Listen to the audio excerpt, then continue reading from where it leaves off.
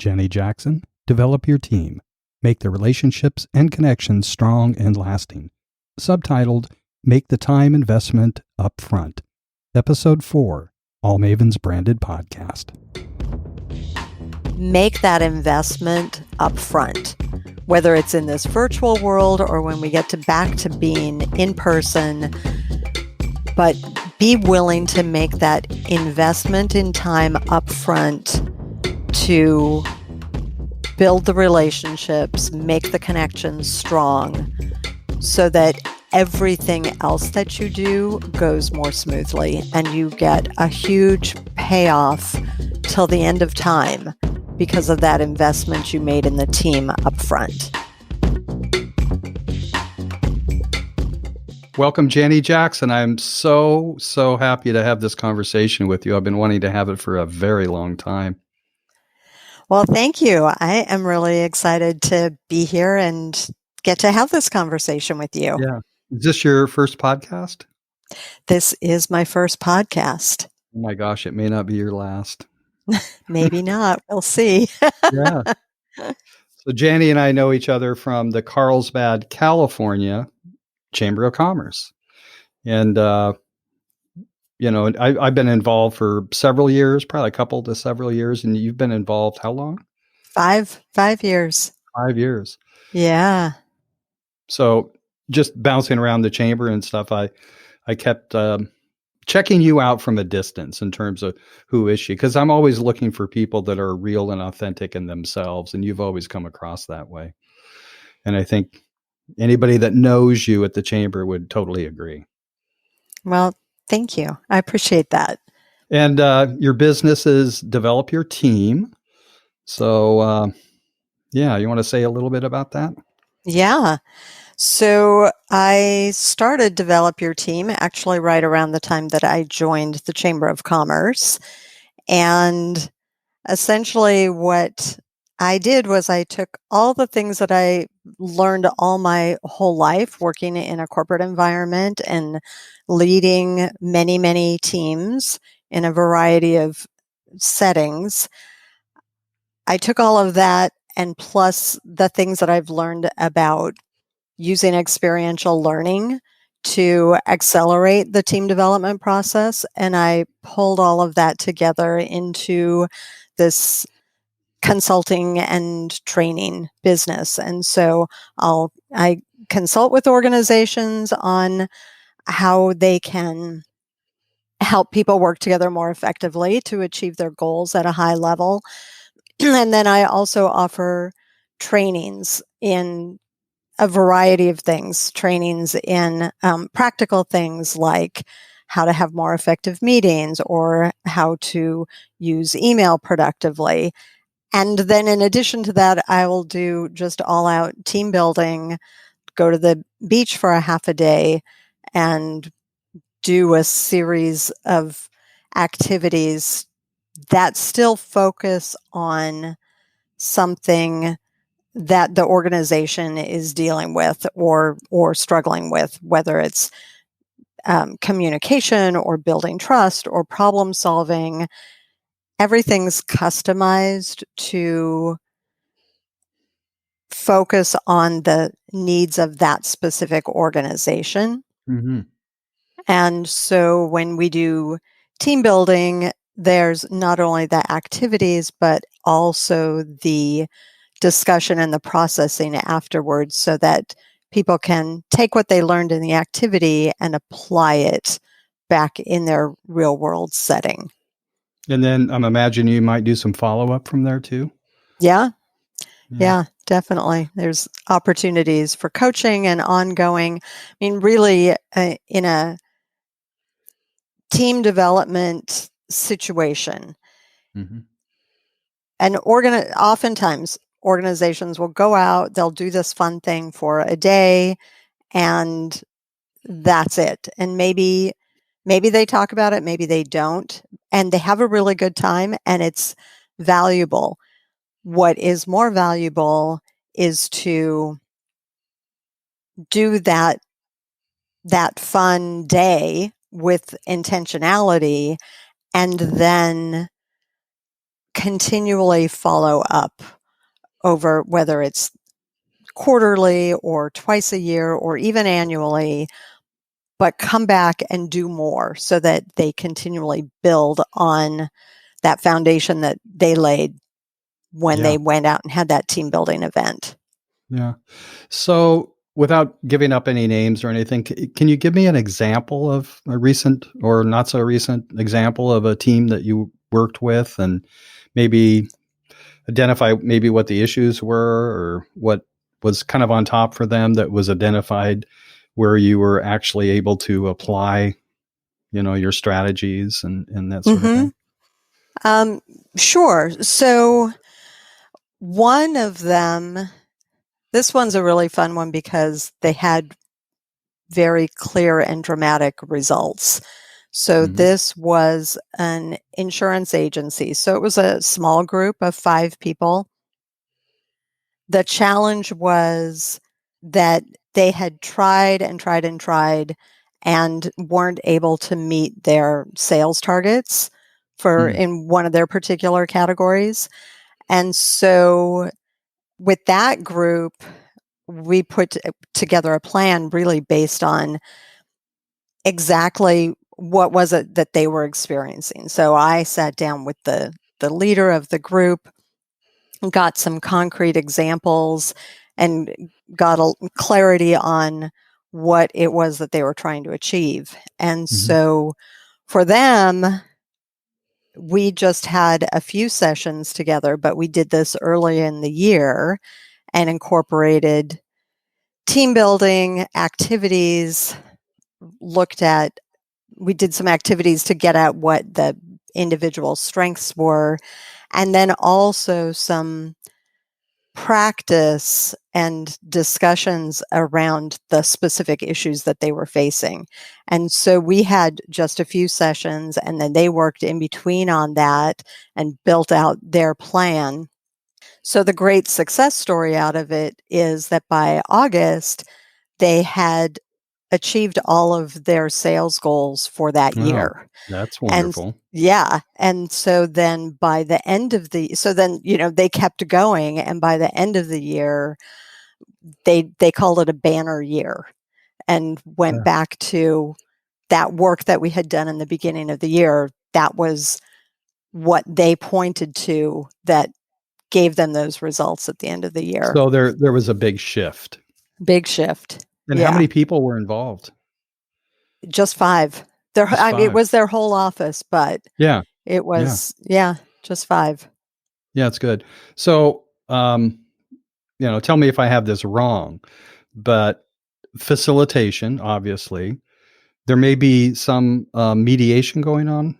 Is that true, or Not necessarily. You mean as not? in, Not like maybe conflict traditional. resolution or No, I don't even want to use that word. I mean, just that when you sense that there may be just an energetic bypass or impasse, I mean, where Mhm. you could actually help facilitate through, the games you do or whatever it is you do to help them get past that without burying it. Right, right. Yeah, definitely. So, I'll give you an example. I guess we don't even need to get into the details of any particular activity necessarily, but typically, if I get together with a group, say for a half day, Mhm. we will have a sequence of activities that begin with really non-threatening icebreaker sorts of things, but things to get people interacting and feeling comfortable being uncomfortable. We always have a Uh-huh. discussion about comfort zone and growth zone and getting out of your comfort zone and into your growth Uh-huh. zone. So activities are sequenced from this non-threatening level to more complex activities. And over the course of the half day, you build up to this point where maybe we'll do an activity that takes 30, 40 minutes, maybe even an hour altogether. where the people need to come together to accomplish some task. They have a challenge, and the activity is selected based on what it was that they already have identified, or I've identified with them that they're challenged with. Challenge, yeah. So lots of times it's communication. So you're talking just verbal one-on-one relationship communication, right? How people relate with each other. it can't, well, in organizations, it can be that, and it can be departments that don't talk to each other. So for communication, for example, I've had multiple organizations I've worked with where they started out very small and everybody did everything. And they were very successful. And so they grew and grew and grew. And now everybody doesn't do everything anymore. Now they specialize. And so you have this group focuses on marketing, and this group focuses on production, and so on. And something common that happens in that situation is that the groups don't talk to each other. So it's the whole silo situation. But they get to that place completely unintentionally. They don't. I was going to say, yeah, it would just that would be a natural progression, I would imagine. Right. So in offering an activity for that group, and often I'll customize and put some modifications into it to really get down to what they're dealing with. When they do that activity, those human behaviors that we all have, they surface in the activity just like they do in the real world. But in the real world, it's very difficult to call attention to those behaviors. Because but when of emotional charges, right, ownership, resource guarding, stuff like that. Right, and culture and what people think is allowed or expected. But when those behaviors happen during this activity that has nothing to do with work and the things that they're evaluated on, and it happens with all of the group, so it everybody sees it, or maybe it happens over here and everybody doesn't see it, but then we have a discussion after the activity, and we can talk about it. What did you observe? What did you feel? What was challenging? What made you happy? Where did you feel like you learned something?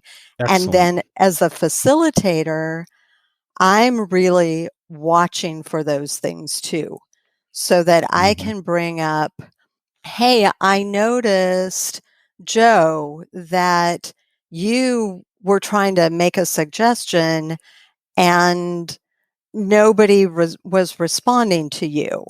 How did that feel? Or how did that make you feel? And then it comes to light that happened because the people who didn't respond maybe didn't even recognize that they weren't responding. And so, so first they have the activity and the challenge and the experience, and then we discuss it and we reflect on it. And then we make that connection to, hey, does this ever happen back in the office? And what does that look like? And now they have this awareness that they didn't have, and they realize how they overcame it during the activity. And it kind of gives them a bridge for, oh, there are better ways that we could deal with this back in the real world too. Well, tell me if I have this right, but what I'm hearing you saying also an advantage is that people then get to experience what it's like to be a part of something larger than themselves. Right. Yeah, definitely. Right? Because I don't know about you, but I'm always looking for that. I'm always looking to be involved in something larger than myself. Yeah. It's a great way to be, I think. And it's a great experience when they can accomplish this goal that we set in this artificial situation.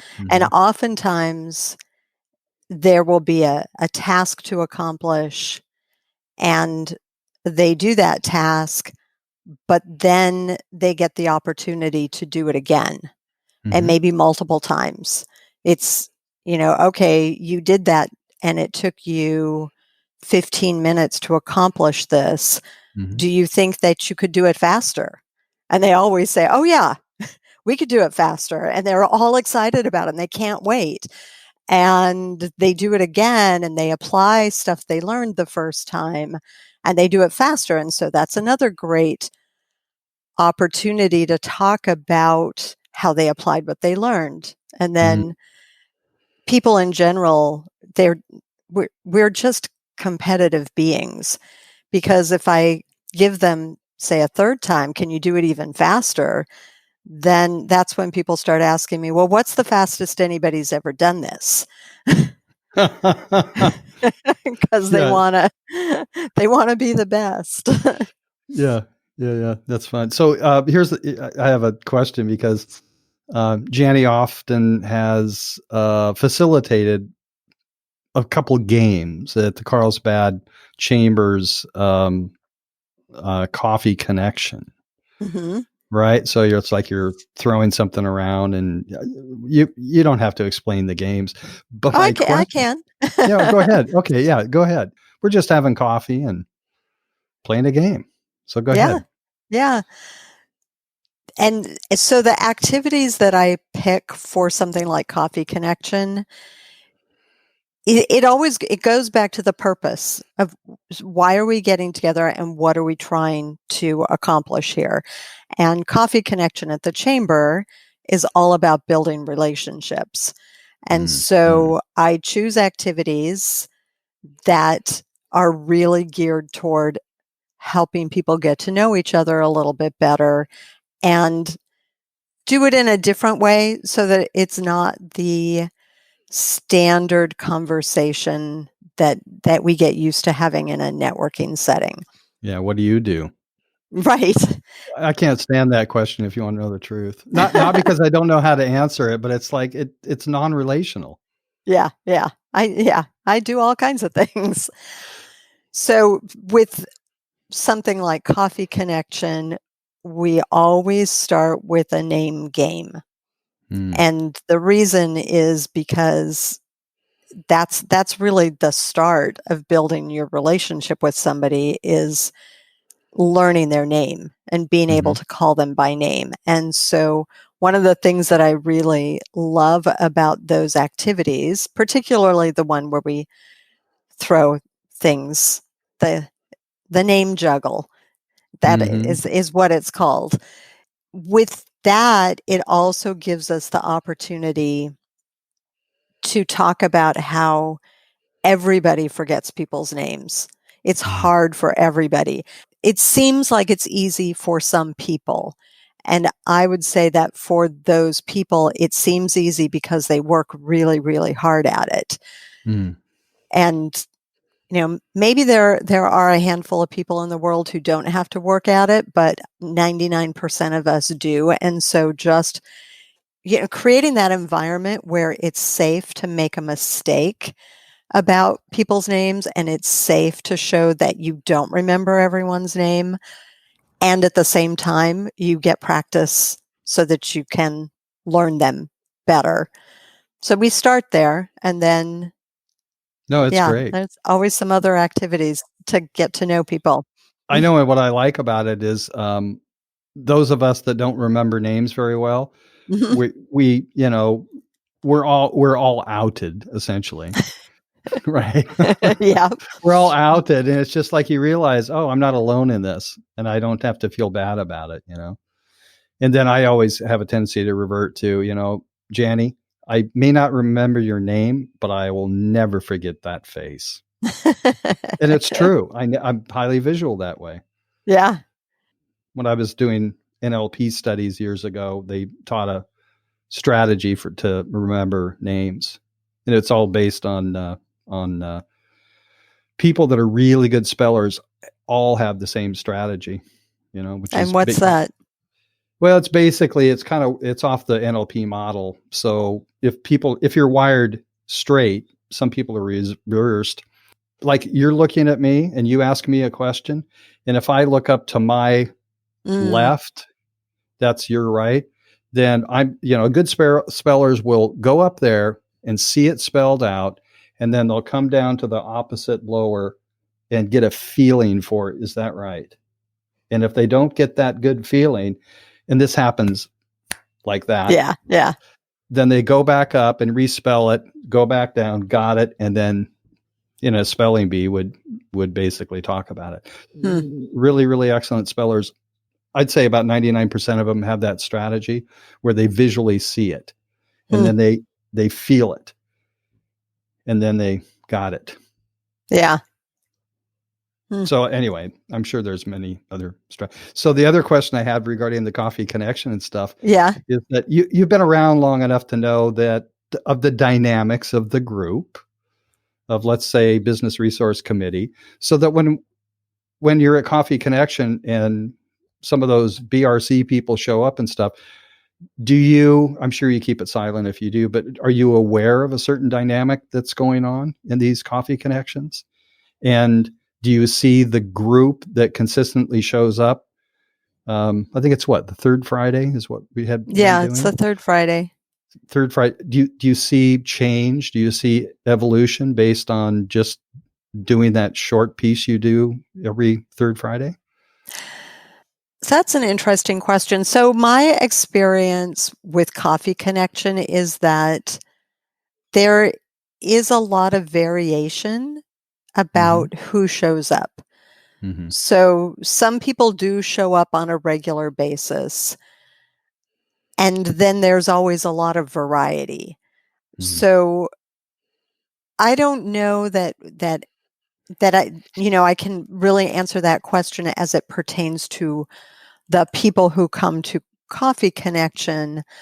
But what I will say is, I guess what's visible to me is that even in that short amount of time together, I see the difference in people wanting to interact with each other.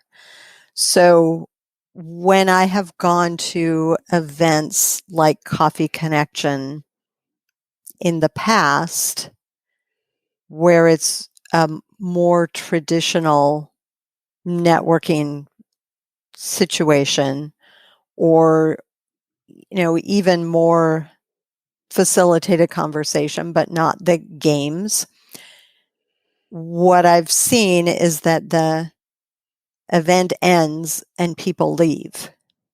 And what's different when you start incorporating the activities that are really focused on the relationships, and I see this at Coffee Connection and other things like the Business Resource Committee meetings, when those things start to get incorporated, then the thing ends and people stick around and talk. And so many times at Coffee Connection, it ends at 9 a.m. and at 9:20, there are still 3 or 4 little groups of people talking because they made some connections and they found some things that they wanted to continue talking with each other about.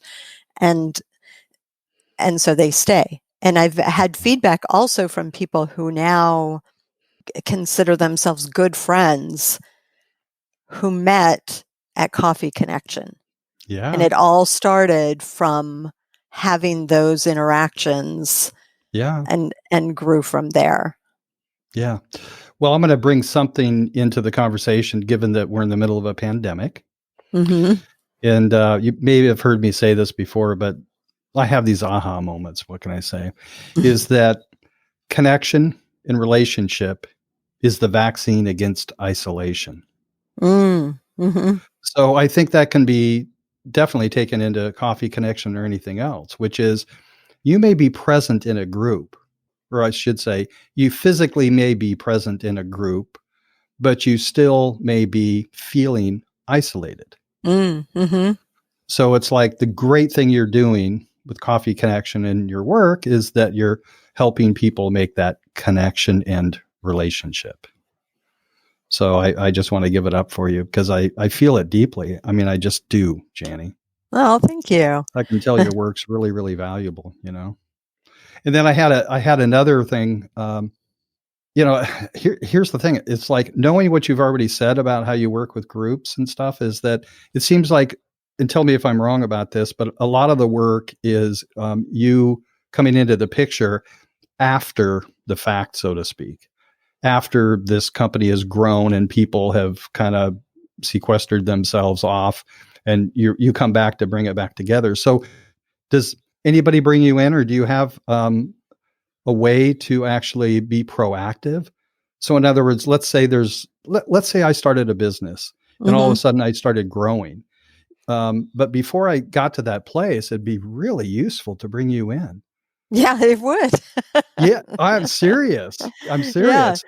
So it's yeah, like get proactive and say, you know, in the context of, listen, this is probably going to happen. This is my experience with companies that are growing. So there are some things that we can do that may prevent that from happening and allow your company to expand and grow at a comfortable, more efficient, unified perspective kind of a way. yeah, yeah. I think that no matter where an organization is, Mm-hmm. they're going to benefit from purposeful focus on the team and Mm-hmm. developing the team. And I have a model that I developed that this is my, reference tool, I guess you could say, when I think about team development. So you start with the purpose of the group or the organization or the team, whatever you want to call it. So the mission and the vision and the values, and how clear are they on that?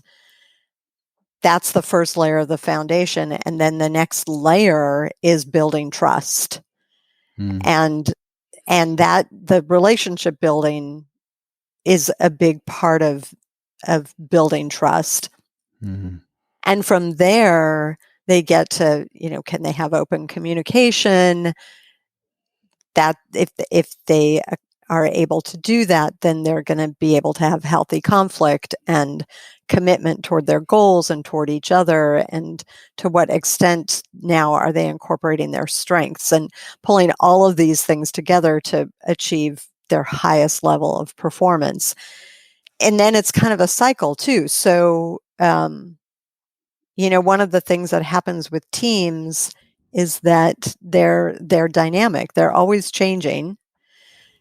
And you may get to this point where you have a very high performing team, and then something changes. You hire more people, or somebody leaves, or whatever it is, and you're going to have to rebuild again to get back to that high performance place. So both, you can think about it in terms of companies growing and being developed from small to large, and also just, taking on different challenges, or my dog came in and totally distracted me. Yeah, I saw the dog over there. Yeah. Oh, Yeah. well, let's take what's called a break state in NLP. Okay. And what kind of dog do you have? She's a mutt. Come here, Leah. Come here, sweetheart. Yeah, here. Let's put I you in love the camera. dogs. Here, come here. She's elusive. She does not come. Yeah, come here. Come get in the camera. There she Hi. is. Oh She's gosh, I so love her sweet. already. She's Yeah, adorable. Yeah, she yeah. probably saw a crow in the backyard and wants to go chase it. But yeah, she doesn't really hang around when I'm on the computer. Yeah. Except she walked by in the middle of me trying to explain something. You're so cute. You're so cute. Yes, what a good girl. What a good girl. So I like that. I usually leave stuff like this in so that people know that you're a dog lover, right? Oh, great. Okay, good. No, because people go, "Oh gosh, I'm a dog lover too." I'm picking up the phone and calling Jani. I like Yeah, Jani. yeah. So you said something a few Oh, minutes ago. Yeah, go ahead. I know now I remember where I was trying to go before the dog came in and distracted me.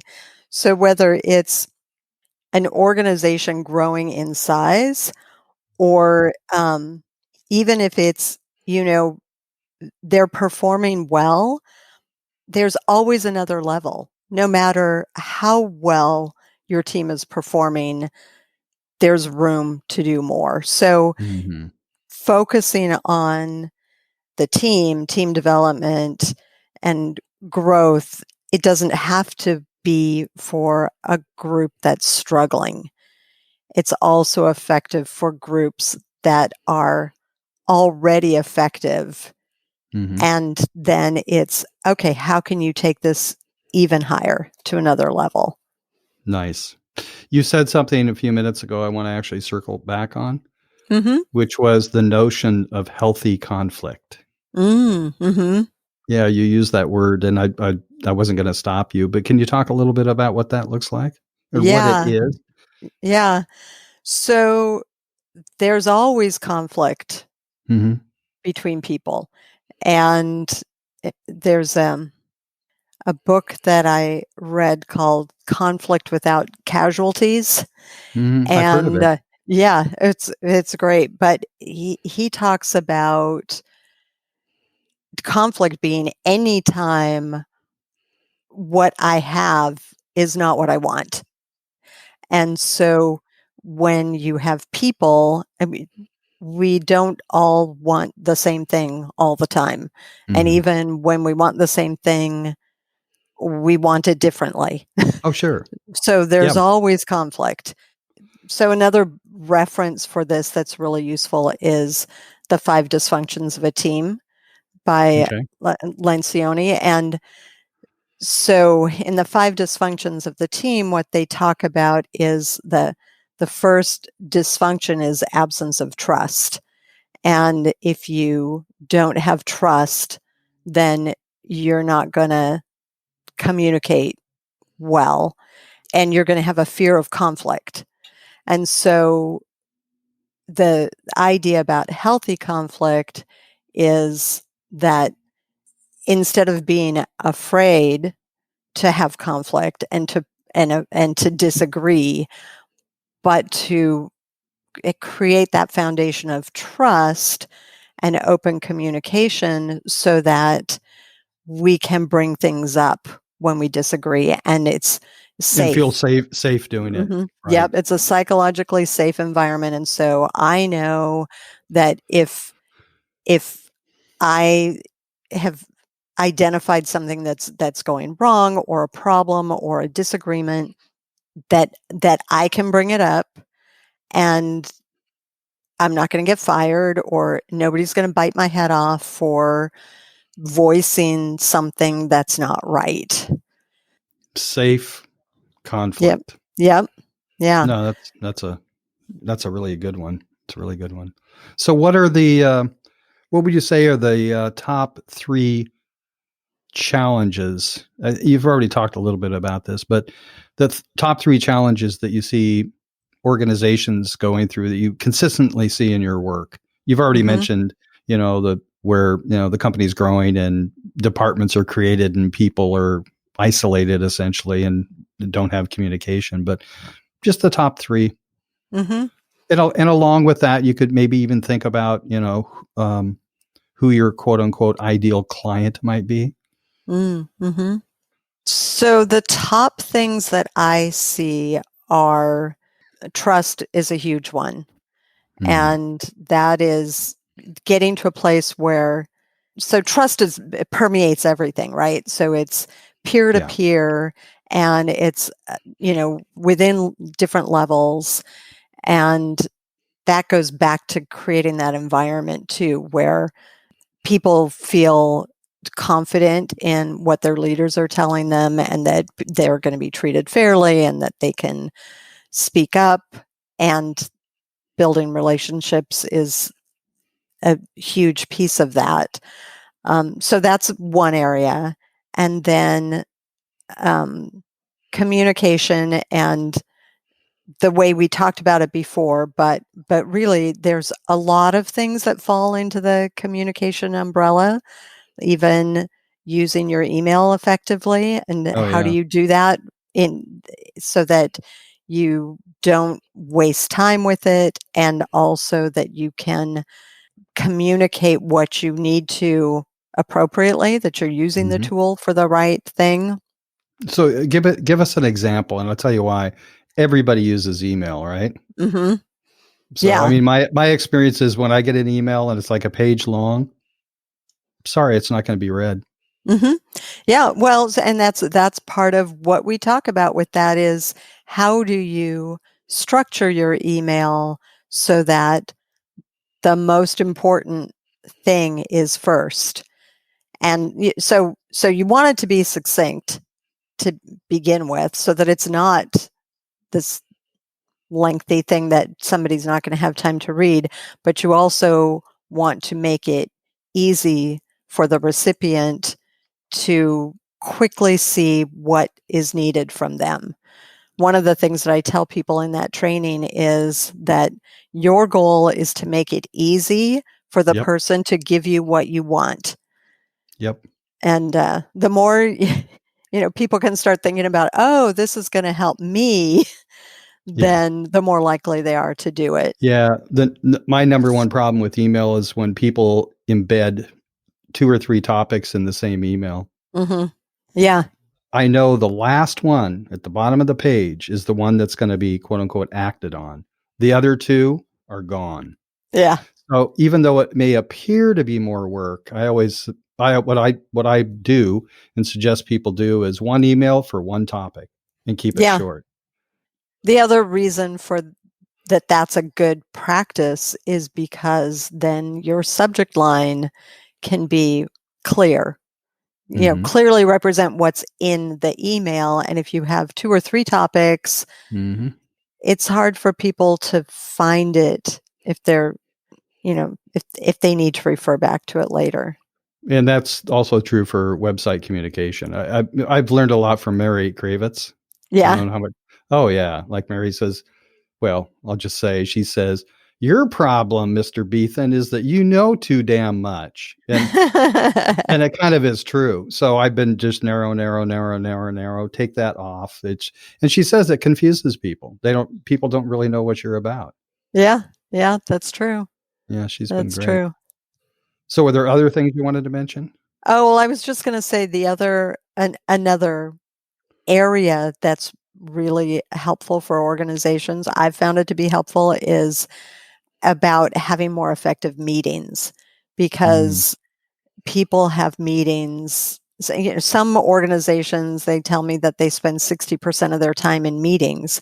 And if you spend that much time in meetings, how much time do you have to actually get your work done? And so there are strategies to reduce the time in those meetings and also make the meetings that you have more effective, and even maybe incorporate some of that work into the meeting so that you don't leave the meeting with more work to do.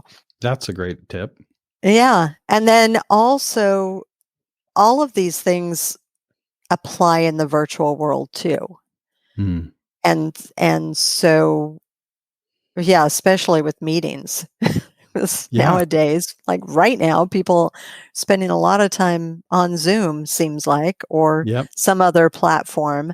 And initially, everybody's just trying to figure it out, and it's kind of fun and it's novel. But pretty soon, it gets to be, it can be ineffective if people are not purposeful about how they put things together. Yes. Yeah.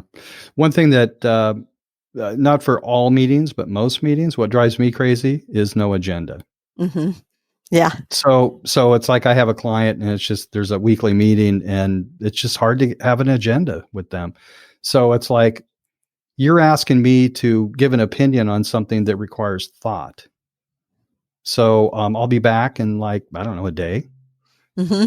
or a couple hours. I mean, seriously, it's just like don't put stuff on the agenda that you're actually asking an opinion for, or some sort of thought. Let me know in advance so I can be thinking about it, you know? Yeah, I've had that experience too. Showing up at meetings where we have an agenda that we get at the meeting, and then there's a lot.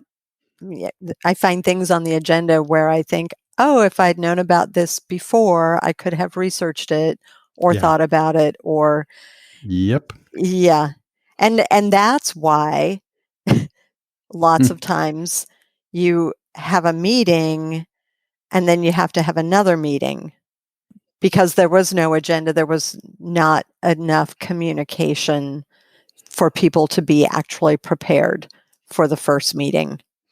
Yeah. I years ago I worked for an organization. It was a sales organization, and this one woman was a top seller, and so like she shows up to the meeting, and she goes, "Just want to let you know I'm here. See you guys. I have things to do. Bye." And she leaves. So she would just not do meetings. She says complete waste of time. And for a lot, Mhm. I think too many meetings are a killer. Yeah. You know?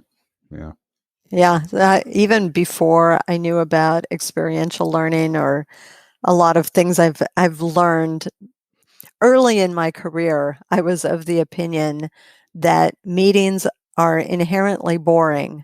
So Mhm. what could I do to make them less boring?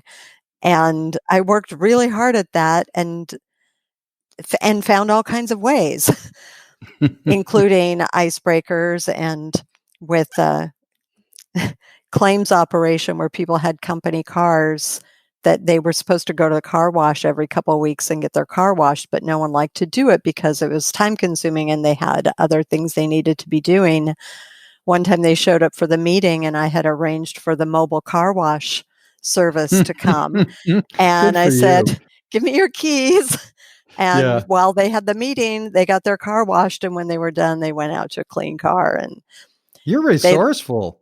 they loved it so much that we did Yeah. that for every meeting after Oh, really? that. Oh, that's good. Yeah, yeah. So, Janet, But let me ask you a question. yes. Can you name one specific time in your life that you would consider to be a defining moment, like where everything changed? Hmm. Yeah, probably when I left my corporate job Mhm. and had that opportunity to do whatever I wanted. Ooh. And yeah. And so I got to really go through that whole thought process of what's important to me, where can I make a difference, have the most impact, Mhm. what are the skills that I have, and found myself on this path. Yeah. That's how Develop Your Team was born. Yeah. Well done. Well served. Mm, That's great. thank you. So, might be just wrapping this up a little bit. So, do you have any closing thoughts? Like, I don't like to use the word tip all that much, actually, but what advice would you give anybody, especially during this time working virtually in a pandemic, where, as I said earlier, it's like I do believe that connection and relationship is the vaccine Hmm. against isolation. So, anybody that is used to working in a team, what do you have any ideas, any advice, something you'd want to leave? Yeah, I think that the thing that's very important is to make time for people to have those connections. Oftentimes in this type of situation that we're in right now, Hmm. and it's crisis and people are having to do things differently, and sometimes they feel like, oh, we don't have time to leave space for people to connect with each other. We need to Hmm. just get right down to business and get it done and move on. And I think what's sometimes missed is that without that connection and the relationship, then everything else that we're in such a hurry to do to be productive, it's harder and it takes longer because we don't have the relationship. We either don't know who to go to talk to, or we don't know how to initiate the conversation with them because we don't know them that well. And so the tip would be to make that investment upfront, whether it's in this virtual world or when we get back to being in person, but be willing to make that investment in time upfront to build the relationships, make the connections strong so that everything else that you do goes more smoothly and you get a huge payoff till the end of time because of that investment you made in the team up front. Really well said. And I'm totally behind you on this one. Thanks.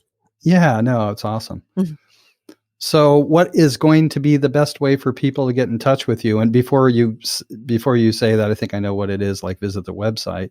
However, is that this notion of contacting Jani before you actually need her might not be such a bad idea. Yeah, that's a great idea.